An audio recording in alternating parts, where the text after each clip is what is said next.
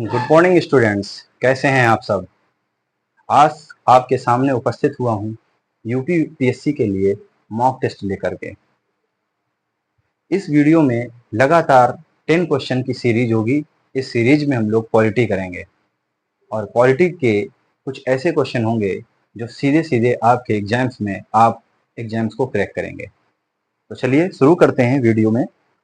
आज के mock test 1 की शुरुआत हम लोग अभी से कर रहे हैं। जल्दी से जल्दी आप लोग कोशिश करिए अच्छे अच्छे आंसर देने की, ठीक है। सबसे पहला क्वेश्चन है 1773 के रेगुलेटिंग एक्ट के संदर्भ में कौन से कथन सत्य हैं। नंबर 1, रेगुलेटिंग एक्ट के द्वारा कलकत्ता में एक उच्चतम न्यायालय की स्थापना की गई। बहुत ही ध्यान से समझ करके इसको चलिएगा। नंबर 2, इससे मुख्य न्यायालय समेत कुल न्यायाधीशों की संख्या 5 थी। नंबर 3, इस न्यायालय में प्रथम मुख्य न्यायाधीश फिलिप फ्रांसिस को नियुक्त किया गया। नंबर 4, इस न्यायालय में प्राथमिक तथा अपील के अधिकारी की अनुमति प्राप्त थी। इन क्वेश्चंस में सबसे ज्यादा जो जरूरी चीजें होती हैं वो ये होती हैं कि जब ये लाइन आती है, उपरोक्त कथनों में से कौन से कथन सही हैं। कुछ बच्चे क्या करते हैं, जल्दबाजी में उनको ये लगता है हर बार कौन सही है, कौन सा सही है आंसर होता है, तो वो डायरेक्टली ऑप्शन पे आकर के और टिक कर देते हैं। बाद में घर आकर के वो देखते हैं तो उनके ऑप्शन गलत हो चुकते हैं, क्योंकि उस क्वेश्चन में ये पूछा जा रहा होता है कि कौन सा कथन गलत है। तो इसलिए ये वाली लाइन बहुत ही जरूरी है, इंपॉर्टेंट है। चलिए ऑप्शन की तरफ चलते हैं। सबसे पहला ऑप्शन बोल रहे हैं कि 1, 2, 3 और 4 सही है। नंबर 2, 1, 2 और 3 सही है, या 1 और 4 सही है, या 3 और 4 सही है। इस क्वेश्चन को एनालाइज करते हैं। अगर हम 1773 के एक्ट के बारे में बात करें तो उसमें क्या था, ये अधिनियम लाया क्यों गया था। सबसे पहली तो बात ये है, ये अधिनियम इसलिए लाया गया था क्योंकि कंपनी के कुछ कर्मचारी थे जो कि भ्रष्ट हो गए थे और कंपनी का जो मुनाफा होता था वो अपने पॉकेट में डाल रहे थे, जिसकी वजह से लॉर्ड नॉर्थ को ब्रिटिश संसद के द्वारा उनको भेजा गया और एक गुप्त समिति बना करके एक एक्ट पारित कराया गया और उस एक्ट का नाम था रेगुलेटिंग एक्ट। उस अधिनियम के तहत सबसे पहला प्रावधान यही रहा कि सन 1774 में उच्चतम न्यायालय की स्थापना की गई। तो अगर पहली लाइन अगर आप देखें तो उसमें यही दे रहे हैं कि रेगुलेटिंग एक्ट के द्वारा एक कलकत्ता में उच्चतम न्यायालय की स्थापना की गई। तो ये तो हमारा पॉइंट सही है स्टूडेंट्स, ये वाला पॉइंट तो हमारा सही है। नंबर 2 अगर देखें, इसमें कहा गया इससे मुख्य न्यायाधीश समेत कुल न्यायाधीशों की संख्या 5 थी, जबकि रेगुलेटिंग एक्ट में कहा गया कि इसमें मुख्य न्यायाधीश एलिजा एम्पे होंगे, यानी एलिजा एम्पे बनाए गए थे और उसमें 3 मुख्य न्यायाधीश और रखे गए थे। तो टोटल संख्या कितनी हो रही है, 4, और यहाँ क्या दे रहे हैं, 5। तो इस हिसाब से ये हमारा पॉइंट भी, ये पॉइंट हमारा गलत है, तो इसको आप गलत कर दीजिए। नंबर 3, इस न्यायालय में प्रथम मुख्य न्यायाधीश के रूप में फिलिप फ्रांसिस थे, जो कि बात बिल्कुल ही गलत है। अभी मैंने बताया कि 1773 के एक्ट के तहत सबसे पहले जो मुख्य न्यायाधीश बनाए गए थे उनका नाम था एलिजा एम्पे, इसलिए ये गलत है, ये भी आपका गलत होगा। और नंबर 4, इस न्यायालय में प्राथमिक तथा अपील के अधिकारी की अनुमति थी, ये बात बिल्कुल सही है। इसलिए हमारे ऑप्शन सही हो जाते हैं 1 और 4। तो ऑप्शन नंबर हमारा सही होगा 3, यानी कि 1 और 4 सही हो जाएंगे। आपकी याददाश्त ताजा हुई होगी, इस क्वेश्चन को समझ करके आपके अंदर एक कॉन्फिडेंस पैदा हुआ होगा। आइए चलते हैं क्वेश्चन नंबर 2 की तरफ। क्वेश्चन नंबर 2, द्वैध शासन प्रणाली। द्वैध शासन प्रणाली को इंग्लिश में कहते हैं डुअल गवर्नमेंट सिस्टम। क्या कहते हैं, डुअल गवर्नमेंट सिस्टम की शुरुआत किस अधिनियम से हुई थी, किस अधिनियम से हुई थी। अगर हम भारतीय परिषद अधिनियम 1909 की बात करें तो इसमें द्वैध शासन प्रणाली की शुरुआत नहीं हुई थी। अगर हम सेकेंड की बात करें तो यहाँ लिखा है भारतीय सरकार अधिनियम 1919। ये स्टूडेंट्स ऐसा अधिनियम रहा जो कि प्रांतीय सरकारों को द्वैध शासन प्रणाली के तहत उनको द्वैध शासन प्रक्रिया में शामिल किया गया, प्रांतीय सरकारों को, और यहीं से द्वैध शासन प्रणाली शुरू हुई मॉन्टेग्यू चेम्सफोर्ड के अंडर में। तो हमारा ऑप्शन कौन सा सही है? 2। और आपका द्वैध शासन प्रणाली की शुरुआत किस अधिनियम से शुरू हुई थी? भारतीय सरकार अधिनियम या भारत सरकार अधिनियम 1919 से। तो हमारा ऑप्शन सही हो जाएगा 2, और question option number 3, option number 4 और ऑप्शन नंबर 1 ये गलत हो जाएंगे। आइए चलते हैं क्वेश्चन नंबर 3 की तरफ। तो शुरू करते हैं क्वेश्चन नंबर 3। प्रश्न नंबर 3, चार्टर एक्ट 1833 में निम्न उपबंधों में से कौन सा एक नहीं था? नंबर 1, ईस्ट इंडिया कंपनी के व्यापारी गतिविधियों का समापन। नंबर 2, परिषद में परम सत्ताधारी के पदनाम को भारत के गवर्नर जनरल के पदनाम में बदलना। नंबर 3, सह परिषद गवर्नर जनरल को विधि निर्माण की सभी शक्तियों को प्रदान करना। नंबर 4, गवर्नर जनरल की परिषद में विधि सदस्य के रूप में एक भारतीय की नियुक्ति करना। ठीक है, तो ये 4 ऑप्शन दिए गए। इन 4 ऑप्शंस में कोई एक ऑप्शन हमारा गलत है, वो ढूंढना है। इसमें क्वेश्चन में पूछा गया है कि चार्टर एक्ट 1833 में निम्न उपबंधों में से कौन सा कथन एक सही नहीं है। अब सही नहीं है और इसमें 3 ऑप्शंस आपके सही हैं, तो चलिए इसको फिर से एक बार रीड करते हैं और 1833 के चार्टर को एनालाइज करते हैं। पहली बात जो कही गई है उसमें कहा गया है कि ईस्ट इंडिया कंपनी के व्यापारी गतिविधियों का समापन। ये बात बिल्कुल सही है, ये बात बिल्कुल सही है, तो ये तो गलत होगी नहीं, तो इसलिए ये हम लोगों का आंसर नहीं होगा। नंबर 2, परिषद में परम सत्ताधारी के पदनाम को भारत के गवर्नर जनरल के पदनाम में बदलना, बिल्कुल बिल्कुल बदला गया था, ये बात भी सही है।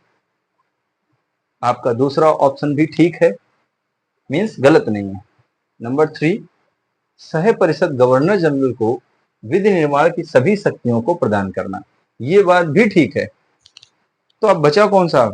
ऑप्शन नंबर 4, और ऑप्शन नंबर 4 क्या कह रहा है? कह रहा है गवर्नर जनरल की परिषद में विधि सदस्य के रूप में एक भारतीय की नियुक्ति करी गई थी, जो कि बात बिल्कुल गलत है। 1833 के चार्टर एक्ट में ये बात नहीं कही गई थी, इसलिए आपका ऑप्शन नंबर 4 गलत रहेगा और उस हिसाब से ये हमारा आंसर राइट हो जाएगा, जबकि ये 3 गलत होंगे इस क्वेश्चन के अकॉर्डिंग। प्रश्न नंबर 4, निम्नलिखित कथनों पर विचार कीजिए। विचार करते हैं। नंबर 1, संविधान सभा की स्थापना कैबिनेट मिशन योजना के तहत की गई थी। नंबर 2, प्रारंभ में संविधान सभा के कुल सदस्यों की संख्या 369 थी। संविधान सभा की प्रथम बैठक 9 जनवरी 1946 को हुई थी। संविधान सभा के प्रथम अस्थायी अध्यक्ष डॉक्टर सच्चिदानंद सिन्हा चुने गए थे। उपरोक्त कथनों में से कौन से कथन सही हैं? तो इसमें बताना है कि कौन से कथन सही है। ठीक है, तो चलते हैं, पहले फिर से एक बार हम इन क्वेश्चन के ऑप्शंस को रीड करते हैं और समझते हैं कि कौन सी बात सही है, कौन सी बात गलत है। संविधान सभा की स्थापना कैबिनेट मिशन योजना के तहत ही की गई थी स्टूडेंट्स, तो ये बात बिल्कुल ठीक है। नंबर 2, प्रारंभ में संविधान सभा के कुल सदस्यों की संख्या 369 नहीं थी, और यहाँ पे बात कही गई है कि थी, इसलिए ये बात गलत है। नंबर 3, संविधान सभा की प्रथम बैठक 9 जनवरी थी कि 9 दिसंबर थी, तो इसलिए यहाँ पर दिसंबर होना चाहिए था, ये गलत है। और नंबर 4, संविधान सभा के प्रथम अस्थायी अध्यक्ष डॉक्टर सच्चिदानंद सिन्हा ही चुने गए थे, तो ये बात सही है। तो आपके ऑप्शन 1 और 4 सही हैं, सेकेंड और थर्ड गलत हैं। तो ऑप्शन हमारा इसमें कौन सा सही है? 1 और 4, ऑप्शन नंबर 3, तो ये आपका आंसर सही हो जाएगा। क्वेश्चन नंबर 5 कह रहा है कि कोई भी भारतीय नागरिक कब अपनी नागरिकता खो देता है। क्वेश्चन ध्यान से समझिएगा, कोई भारतीय नागरिक कब अपनी नागरिकता को खो देता है। आपके ऑप्शन है, नंबर 1 नागरिकता से वंचित किए जाने पर, यानी इसका कहने का मतलब है यदि सरकार की तरफ से उसको नागरिकता से वंचित कर दिया जाए तब वो अपनी नागरिकता खो देता है।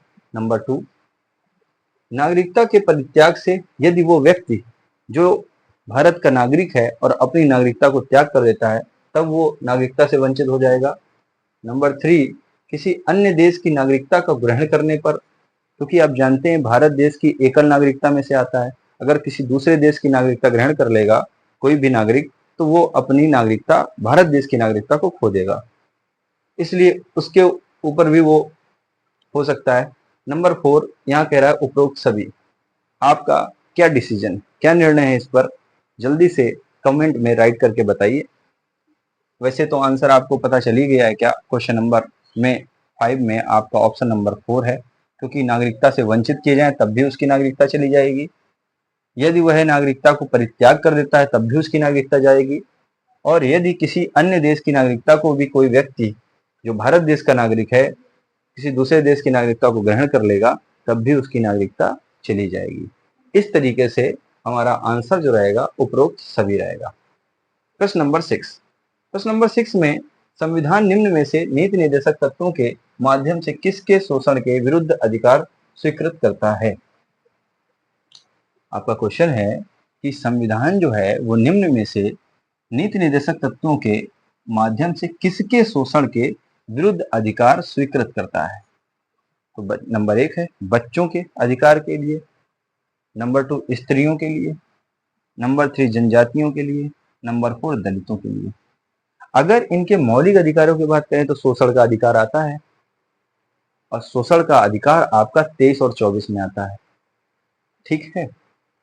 और इसके बाद की बात करें तो शोषण के अधिकार में बच्चों के बारे में बात कही जाती है।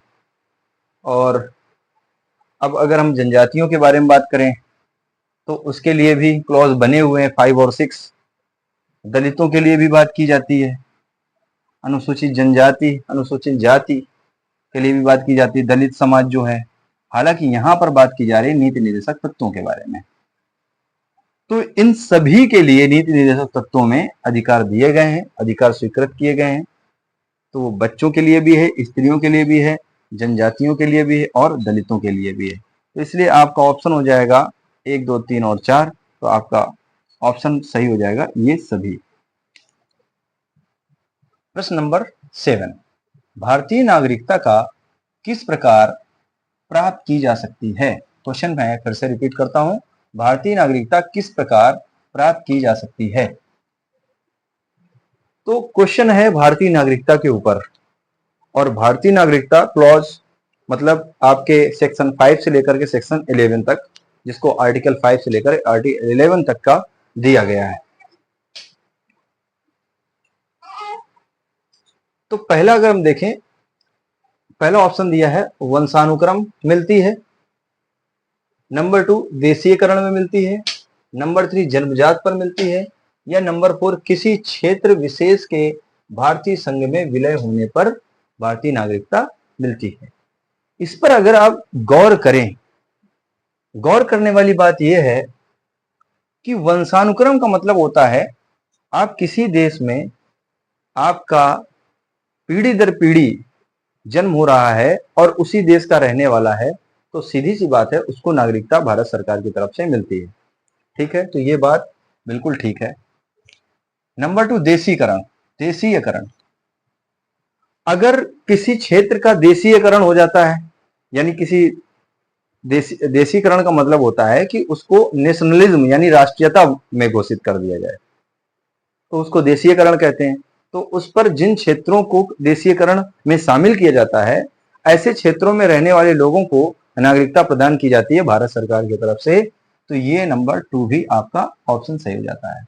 नंबर 3 जन्मजात,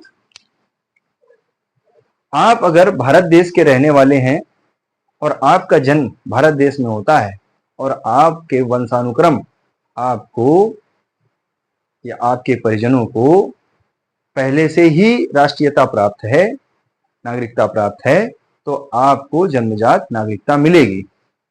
तो इसलिए नंबर 3 भी आपका ऑप्शन सही है।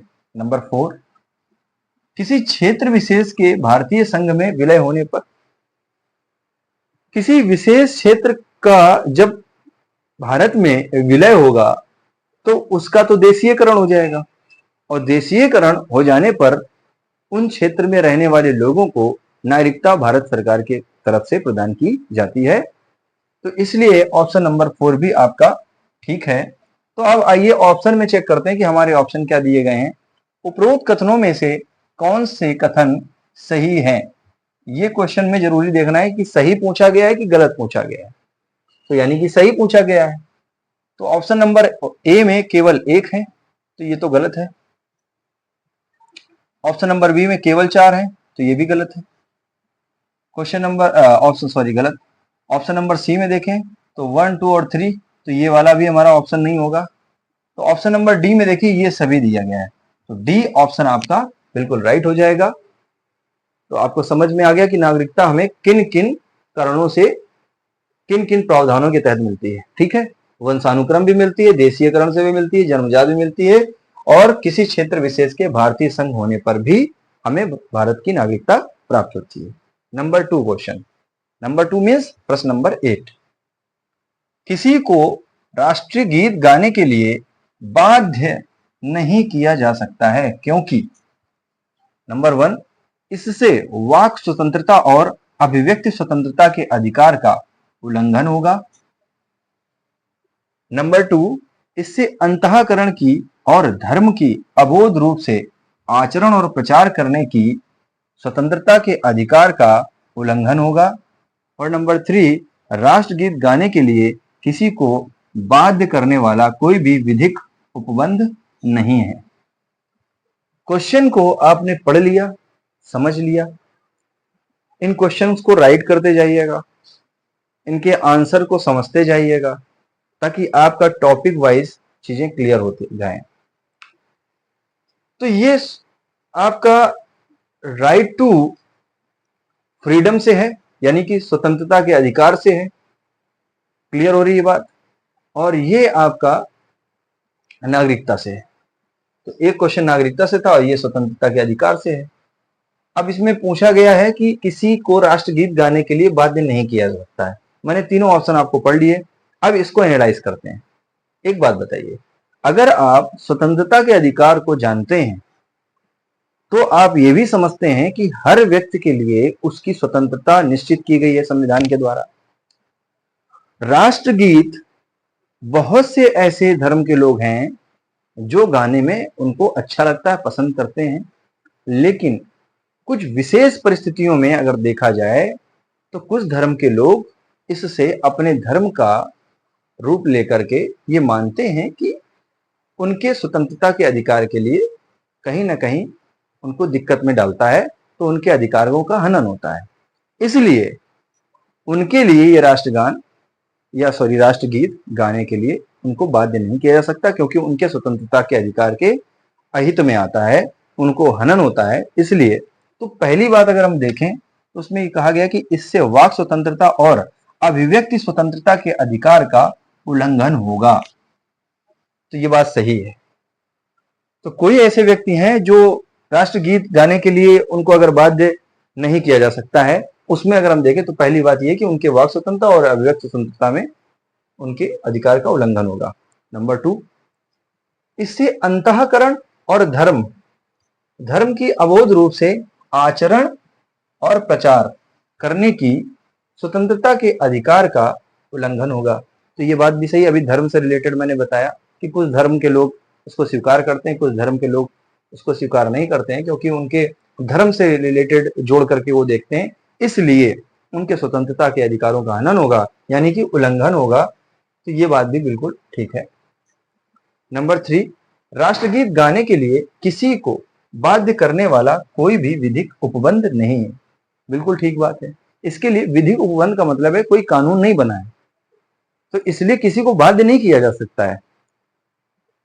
तो इसलिए अगर आप देखें तो हमारी ये तीनों ही ऑप्शन इस क्वेश्चन के अकॉर्डिंगली बिल्कुल परफेक्ट बैठते हैं, मीन्स सही है। तो हमारे ऑप्शन चेक करते हैं। इस कूट में जो क्वेश्चन में ऑप्शन दिए हैं नंबर ए, 1 और 2 है, तो ये ऑप्शन हमारा गलत हो जाएगा। ऑप्शन नंबर बी है, इसमें 2 और 3 दिया, तो ये भी क्वेश्चन हमारा, क्वेश्चन में बोल रहा हूँ सॉरी, ऑप्शन गलत हो जाएगा। और ये सी है ऑप्शन जिसमें 1 और 2 और 3 है, तो ये हमारा ऑप्शन सही हो जाएगा। और डी भी ऑप्शन गलत हो जाएगा, क्योंकि इसमें कह रहे हैं इनमें से कोई नहीं। तो मुझे लगता है किसी को राष्ट्रगीत गाने के लिए बाध्य नहीं किया जा सकता। उसमें जो उपबंध यहाँ पर जो बातें कही गई हैं वो आपको समझ में आ गई होंगी। तो पढ़ते हैं।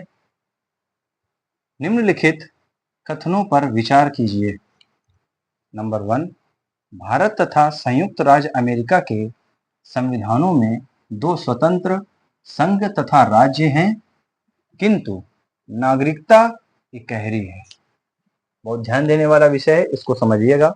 नंबर 2, कोई भी व्यक्ति जो देशीयकरण द्वारा भारत का नागरिक है, कभी भी अपनी नागरिकता से वंचित नहीं किया जा सकता है। ये क्वेश्चन है। और आपके कूट क्या दिए गए हैं? कूट क्या है? पूछा गया उपरोक्त कथनों में कौन सा कथन सही है। तो इसमें बताना है कि कौन सा कथन सही है। क्वेश्चन को हम एनालाइज कर लेते हैं, विश्लेषित करते हैं। हम भारत की बात करें नागरिकता के तौर पर, तो भारत की नागरिकता ही कह रही है, ये बात बिल्कुल सही है। और भारत व संयुक्त राज्य अमेरिका के संविधानों में 2 स्वतंत्र यानी कि संघ और राज्य भी है, ये बात भी ठीक है। लेकिन अमेरिका की जो नागरिकता के मामले में जो प्रावधान है, उसकी प्रावधान भारत से बिल्कुल अलग है, यानी उसकी नागरिकता इकहरी नहीं है, उसकी नागरिकता द्वैधी है, मतलब डुअल सिटीजनशिप पे डिपेंडेंट करती है, क्योंकि उसमें वहां पर भारत राज्य की नागरिकता, सॉरी संयुक्त राज्य अमेरिका की नागरिकता के अगर हम सेंट्रल लेवल पे देखें तो उसकी अलग है, और राज्य स्तर पर उसकी नागरिकता अलग है। जबकि हमारे यहाँ भारत में इकहरी नागरिकता है। तो देश के द्वारा जो हमको आइडेंटिटी कार्ड मिलता है वो पूरे देश में लागू होता है, ठीक है। किसी राज्य में भी हो या भारत के किसी भी क्षेत्र में राज्य में हो, आपकी नागरिकता भारत के द्वारा दी गई है, तो किसी भी राज्य में, किसी राज्य के किसी भी क्षेत्र में वो वैलिड मानी जाएगी। जबकि संयुक्त राज्य अमेरिका के में 2 डुअल नागरिकता है, तो उसमें राज्य की अलग है और केंद्र के मामले में अलग है। तो इसलिए ये आंसर, ये जो ऑप्शन है हमारा गलत हो जाएगा इस मामले में। किस मामले में? कि संयुक्त राज्य अमेरिका की नागरिकता इकहरी है। नंबर 2, कोई भी व्यक्ति जो देशीकरण द्वारा भारत का नागरिक है, किसके द्वारा? देशीकरण के द्वारा। अभी एक क्वेश्चन मैं पूछ चुका हूं देशीकरण से रिलेटेड, और उसी से जुड़ा हुआ ऑप्शन एक और आ गया कि किसी भी व्यक्ति को या कोई भी व्यक्ति जो देशीकरण द्वारा भारत का नागरिक है, उसकी कभी भी अपनी नागरिकता से वंचित नहीं किया जा सकता। तो ये बात किस हद तक सही है? क्या ये जरूरी है कि वो कोई गलत काम नहीं करेगा? तो ऐसा कोई स्पष्ट तो किया नहीं गया है, और यहां पर एकदम बोला कभी भी उसकी नागरिकता से वंचित नहीं किया जा सकता है, तो ये बात भी गलत है। वंचित किया जा सकता है, उसके अपने प्रावधान है और अलग अलग। तो इसलिए ये आपका ऑप्शन भी रॉन्ग हो जाएगा।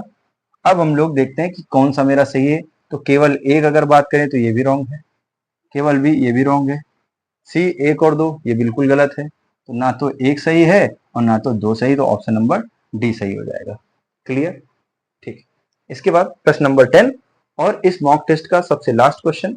मैंने कहा था आपसे कि 10 क्वेश्चंस की सीरीज बनाएंगे, उसका लास्ट क्वेश्चन और अंतिम क्वेश्चन क्या पूछा गया है? यदि भारत के प्रधानमंत्री संसद के उच्च सदन के सदस्य हैं तो उनको क्या करना चाहिए, इसके विषय में 4 टिप्पणी करी गई हैं। उनमें से कोई एक हमको बताना है सही है, और बाकी के जो 3 हैं वो गलत हैं। तो समझते हैं। पहला दिया गया है, वे अविश्वास प्रस्ताव की स्थिति में अपने पक्ष में वोट नहीं दे सकेंगे। नंबर 2, ये निम्न सदन में बजट पर नहीं बोल सकेंगे। नंबर 3, वे केवल उच्च सदन में वक्तव्य को दे सकते हैं। और नंबर 4, उन्हें प्रधानमंत्री पद की शपथ ग्रहण करने के बाद 6 मास के अंदर निम्न सदन के सदस्य बनना पड़ेगा। अभी चारों में अगर हम बात करें फर्स्ट की, तो वे अविश्वास प्रस्ताव की स्थिति में अपने पक्ष में वोट नहीं दे सकेंगे। क्या मानना है आपका? वोट दे सकेंगे या नहीं दे सकेंगे? इस पे विचार करिए। तब तक मैं सेकंड के बारे में बात करता हूं। ये निम्न सदन में बजट पर नहीं बोल सकेंगे। निम्न सदन मतलब लोकसभा। क्यों नहीं बोल सकेंगे? बोलने का अधिकार तो हमारा संविधान देता है, तो अपने पक्ष में तो बोल तो सकेंगे, तो ये बात बिल्कुल गलत है। नंबर 3, वे केवल उच्च सदन में वक्तव्य दे सकते हैं। ऐसा नहीं है, वो निम्न सदन में भी अपना वक्तव्य दे सकते हैं, तो ये बात भी गलत है। नंबर 4, उन्हें प्रधानमंत्री पद की शपथ ग्रहण करने के बाद 6 मास के अंदर निम्न सदन का सदस्य बनना पड़ेगा। एक बात बताओ, जो प्रधानमंत्री पद के लिए उम्मीदवारी दी जाती है वो व्यक्ति किस सदन से चुन करके आता है? अगर इतनी बात पता है तो आप इसका आंसर दे सकते हैं। और यहाँ पर क्या है कि उसका प्रधानमंत्री पद की शपथ ग्रहण करने के बाद 6 मास के अंदर निम्न सदन का सदस्य बनना पड़ेगा। अरे वो सदस्य पहले से ही होते हैं, चुनकर के आते हैं भाई। तो चुनकर जब आए हैं, ऐसे थोड़ी उनको कहीं से बना दिया जाता है। लोकसभा में आप देखेंगे जब चुनाव होते हैं तो जितने कैंडिडेट जीतते हैं उनमें से तो कोई एक बनाया जाता है ना प्रधानमंत्री, कि किसी को भी बना देंगे, ऐसा तो नहीं। तो यानी कि सदस्य तो पहले ही वो चुना हुआ होता है। अब बात यह है कि किसी भी एक व्यक्ति को प्रधानमंत्री पद की उम्मीदवारी दी जाती है और वही प्रधानमंत्री बनाया जाता है, तो ये बात भी हमारी गलत है। इसलिए अगर आप पहले की तरफ देखें, जो पहले वाली बात है, वहां बोला गया है कि अगर लोकसभा में अविश्वास प्रस्ताव अगर आ जाता है तो उस स्थिति में अपने पक्ष में वोट नहीं दे सकेंगे। बोल सकेंगे, बोलने का अधिकार है, लेकिन वोट नहीं कर सकेंगे। तो ये बात बिल्कुल सही है और आपका आंसर फर्स्ट हो जाएगा। तो ये रही 1 से लेकर के 10 तक की सीरीज। जल्द ही मैं क्वेश्चन 11 से लेकर के 20 की सीरीज आपके सामने प्रस्तुत करूंगा पॉलिटी के लिए। तब तक के लिए आप लोग अच्छे से पढ़ाई करें, टॉपिक वाइज पढ़ाई करें, डिटेल में पढ़ाई करें। कहीं पर प्रॉब्लम हो रही हो तो मेरे से बात करें। आप अपनी राय मुझे कमेंट में राइट करके दे सकते हैं, ठीक है। मेरी बातें अगर समझ में नहीं आ रही हैं तो आप वो भी रिव्यू दे सकते हैं, ठीक है। ठीक है, तो फिर मैं अपना ये वीडियो ऑफ करता हूँ। उससे पहले मैं आपको एक संदेश देना चाहता हूँ कि क्या वही सेम कि आप अपनी रक्षा करें, अपने समाज की रक्षा करें, सबसे जरूरी अपने पर्यावरण वातावरण की रक्षा करें। जय हिंद।